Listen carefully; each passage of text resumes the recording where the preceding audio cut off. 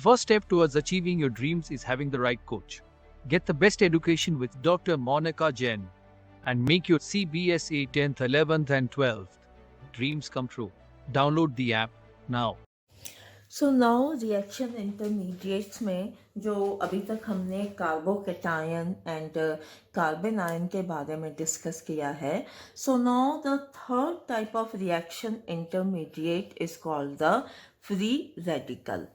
सो ये free radical होते क्या हैं, तो पहले हम ये देख लेते हैं. फ्री रेडिकल जैसे अगर हम क्लोरीन लेते हैं, क्लोरीन क्या होता है? Chlorine is Cl2. तो when chlorine undergoes the homolytic fission, जब क्लोरीन का होमोलिटिक फिजन होता है ना, और होमोलिटिक फिजन कब होता है?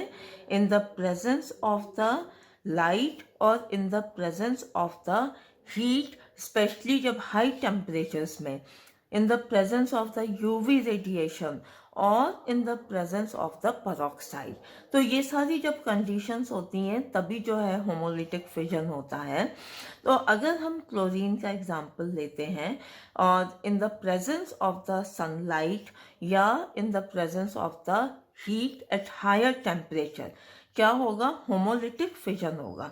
तो होमोलिटिक फिजन में ये जो क्लोरीन, दो क्लोरीन एटम के बीच का जो बॉन्ड है, ये इस तरह से ब्रेक होगा.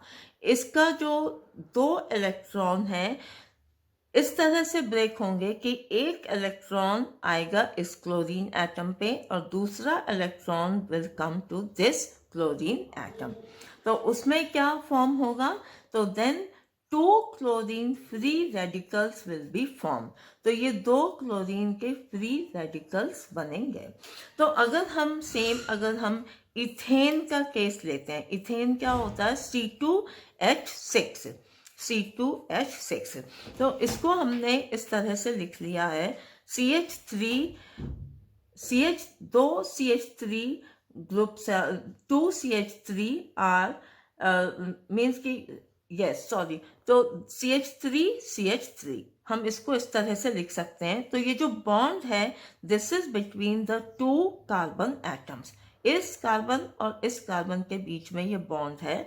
और in the same reaction condition जो हमने पहले डिस्कस करी है क्लोरीन के केस में, उसी रिएक्शन कंडीशन में ये जो बॉन्ड है ये ब्रेक होगा और एक इलेक्ट्रॉन यहाँ आएगा और एक इलेक्ट्रॉन इस कार्बन पे आएगा. तो ये बेसिकली होमोलिटिक फिजन है.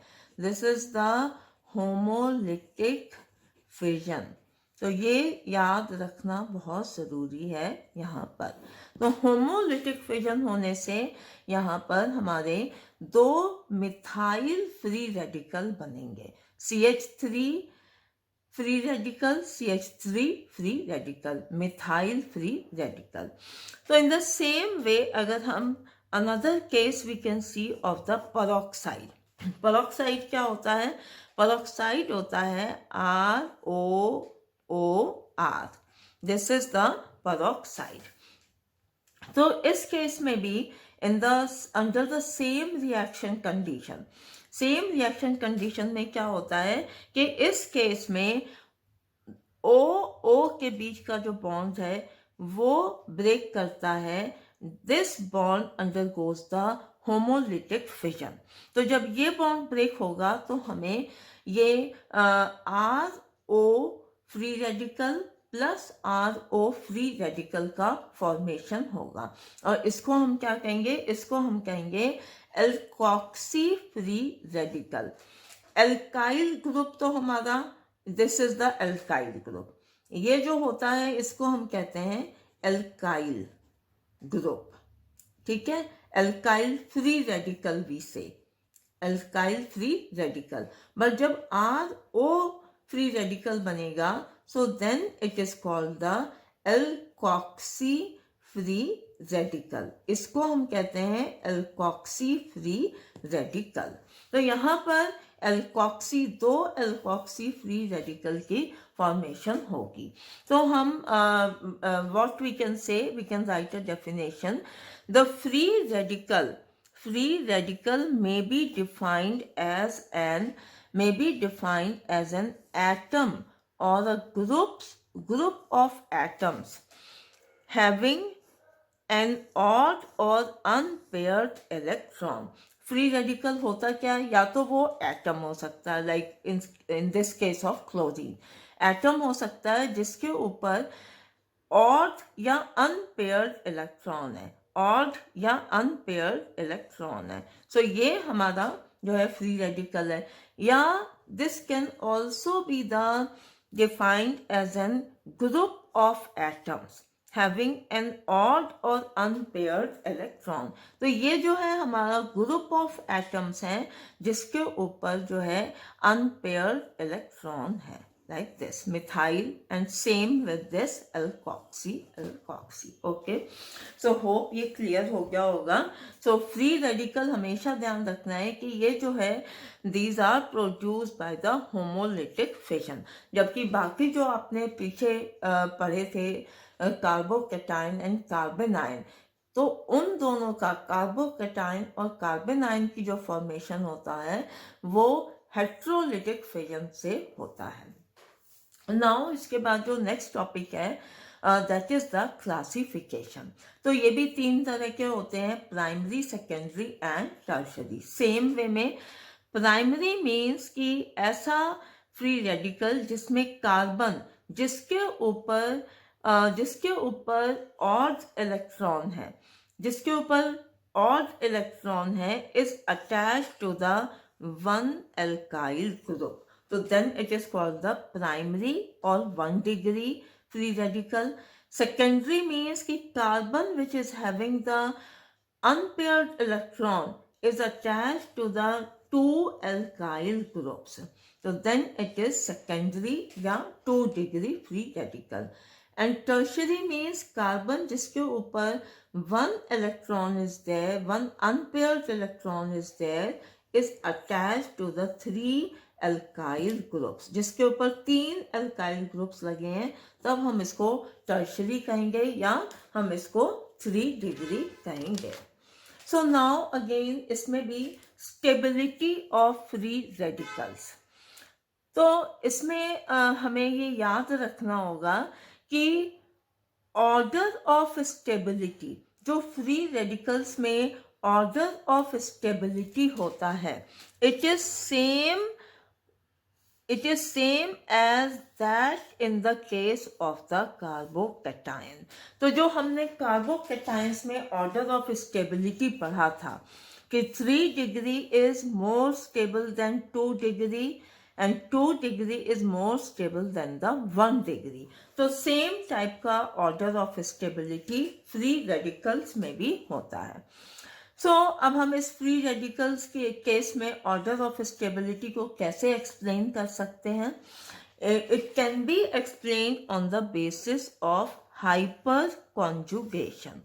तो हाइपर कॉन्जुगेशन के बेसिस पे हम इसको एक्सप्लेन कर सकते हैं. तो हाइपर कॉन्जुगेशन मतलब क्या होता है कि इस कार्बन पे जिस पे जो है अनपेयर्ड इलेक्ट्रॉन है, इस पे जितने ज़्यादा एल्काइल ग्रुप्स अटैच होंगे, जैसे ये हम टर्शरी का केस देख रहे हैं, tertiary butyl free radical 3 degree. तो इस फ्री रेडिकल में इस कार्बन के ऊपर जिसके ऊपर 1 इलेक्ट्रॉन इज देयर, इस कार्बन के साथ 3 एल्काइल ग्रुप्स आर अटैच. तो हम हाइपर कॉन्जुगेशन मीन्स कि जितने ज़्यादा एल्काइल ग्रुप अटैच होंगे इस कार्बन फ्री रेडिकल पे, तो उतना ज़्यादा जो है ये जो अनपेयर्ड इलेक्ट्रॉन है विल बी हाईली डीलोकलाइज्ड.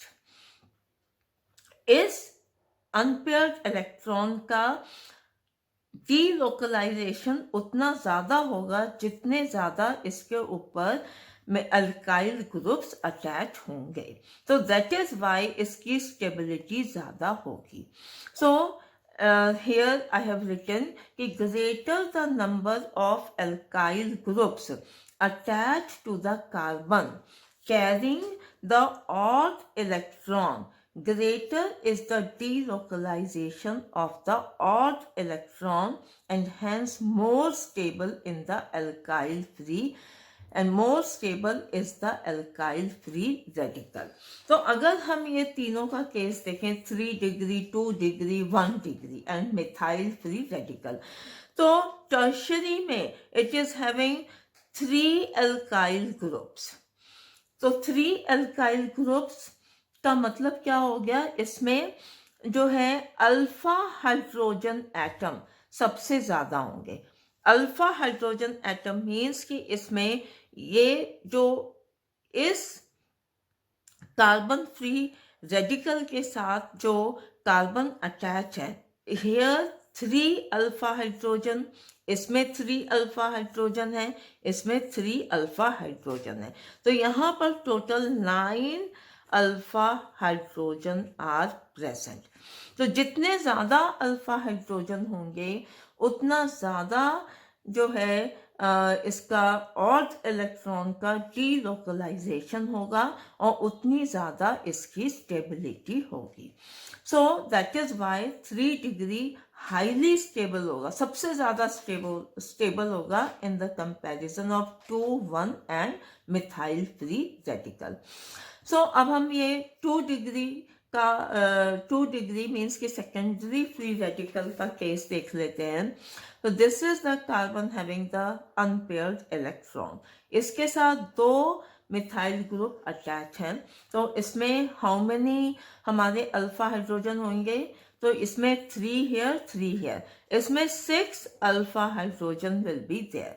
तो यहाँ पर जो है इस इलेक्ट्रॉन का जो अनपेयर्ड इलेक्ट्रॉन है इसका डीलोकलाइजेशन टर्शरी के कंपैरिजन में कम होगा. सो that is why this will B have the lesser stability than the 3 degree. और in the case of the 1 degree के केस में only 1 methyl is there, मतलब यहाँ पर 3 अल्फा हाइड्रोजन है. and in the case of methyl free radical यहाँ पर कोई भी अल्काइल ग्रुप नहीं है. यहाँ पे नो अल्फा मीन्स कि हम कह सकते हैं नो अल्फा हाइड्रोजन. ओके, यहाँ पे कोई भी अल्फा हाइड्रोजन नहीं है. सो दैट इज वाई इसके केस में फ्री रेडिकल्स के केस में जो ऑर्डर ऑफ स्टेबिलिटी है 3 degree is the highest stability is of the 3 degree free radical. Means कि अगर ये हम देखें तो 3 डिग्री की सबसे ज्यादा स्टेबिलिटी होगी, फिर 2 डिग्री की होगी, देन 1 डिग्री की, and after this will come the methyl free radical. तो ये आपके एग्जाम में भी एक क्वेश्चन आ सकता है, सिंपली या तो इस तरह से आ सकता है, या they can ask like this. They can ask they will give all these 4 free radicals. Now they can ask please write they can give tertiary butyl free radical, ethyl free radical, isopropyl free radical, methyl free radical. और वो आपसे पूछ सकते हैं कि please show the order of stability of these free radicals and explain it. तब आपको same यही आंसर देना पड़ेगा कि बेस्ड ऑन हाइपर कॉन्जुगेशन. तो इसको हम कंप्लीटली एक्सप्लेन कर सकते हैं on the basis of hyperconjugation. Okay, so now अब coming to the next topic जो हमारा है स्ट्रक्चर ऑफ फ्री रेडिकल्स. तो फ्री रेडिकल्स का स्ट्रक्चर क्या होता है. तो फ्री रेडिकल्स के केस में भी जो कार्बन जिसके ऊपर अनपेयर्ड इलेक्ट्रॉन है that is in the sp2 hybridised state. ये sp2 हाइब्रिडाइज्ड स्टेट में होता है. So it has the planar structure. तो it is the planar chemical species. तो जैसे अभी हमने कार्बोकैटायन का पढ़ा था कि कार्बोकैटायन में भी प्लेनर स्ट्रक्चर होता है. तो कार्बोकैटायन एंड फ्री रेडिकल में दोनों में प्लेनर स्ट्रक्चर होता है. एंड देन sp2 हाइब्रिडाइज्ड है ये कार्बन. तो मीन्स इस कार्बन के साथ जो 3 हमारे ग्रुप्स लगे हैं that will be in the same plane. ये सब सेम प्लेन में होंगे. All these are in the same plane. तो this angle will be 120 degree. और जो एक हमारा अनहाइब्रिडाइज्ड p ऑर्बिटल बचेगा, जो हमारा एक ये जो अनहाइब्रिडाइज्ड p ऑर्बिटल है, this will be perpendicular to the plane of the molecule. ये परपेंडिकुलर होगा एंड इन दिस जो हम ये लिख रहे हैं अभी, जो हम like this electron, unpaired electron we are showing on this carbon, तो ये unpaired electron will be there in this p orbital which is unhybridized. Okay, so ये अनपेयर्ड इलेक्ट्रॉन यहाँ पे आएगा। तो ये कार्बोकेटायन के स्ट्रक्चर से कैसे डिफर करते हैं कि कार्बोकेटायन में जो ये हमारा अनहाइब्रिडाइज्ड p ऑर्बिटल था, that was empty, but in case of the free radical, this unhybridized p orbital will have one unpaired electron. So this is the difference between the carbocation and the carbanion. But in, yes, I have written only difference being that in carbocation the unhybridized p orbital is empty, but in free radical it contains the odd electron. ये so then coming to कि जो हमारे कार्बोकेटायंस हैं, carbanion हैं, free radicals हैं, all of them are very short lived. ये ज़्यादा लंबे टाइम के लिए नहीं एग्जिस्ट करते। इनफैक्ट जो ये इंटरमीडिएट्स हैं, ये all intermediates are very short lived, ना बहुत कम टाइम के लिए they exist and they are highly reactive chemical species. Highly reactive chemical species हैं, and then because of free radical में, because इसमें यहाँ पर one unpaired electron is there, तो that is why इसकी टेंडेंसी होती है कि ये जितनी जल्दी एक और इलेक्ट्रॉन acquire करके it can complete its octet। तो जितनी जल्दी ये जो है like इसकी tendency, it has a strong tendency of the carbon atom carrying the odd electron to acquire one or more electron to complete its octet। So ये electron acquire करके ये अपना octet complete करने की कोशिश करता है। That is why it is very highly reactive chemical species। तो hope अब ये सब कुछ clear हो गया होगा। So thank you so much।